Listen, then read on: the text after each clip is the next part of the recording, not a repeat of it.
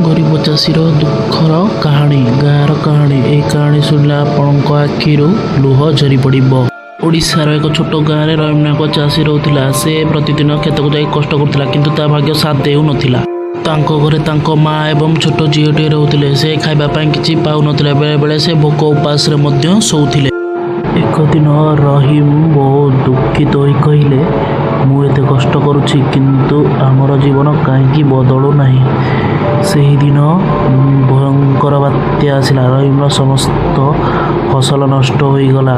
से माटी उपरे बसी कांदी पकाइले। घर को फेरिले तांको झील पचारिला, बापा आज आमे कौन खाइबू? एही दिन कथा शुणी रहीम को हृदय भांगी गला। से राति रहीम रास्ता पड़िथिबा एक बुढ़ा मनीष को सहायता कले।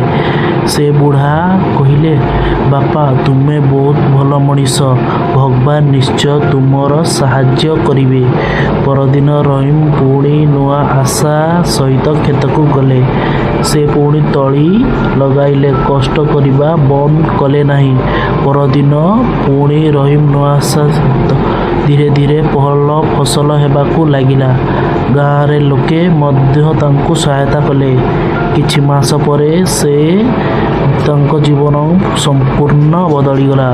से बे निज परिवार सह अन्य गरीब लोक माननकू मध्य सहायता करुछंती। तांको झीर हस घर खुशी को भेरी गोते। जीवन रे जेते दुख कष्ट आसुना कहीं, जदि आपण भल मनीष और कष्ट करुचंती, भगवान निश्चय आपणको सहित रहिबे। ए कहानी कहानी आपन केमिति लागिला कमेंट रे कहंतु। एमिति गाँवर कहानी पाई चैनल को सब्सक्राइब करंतु।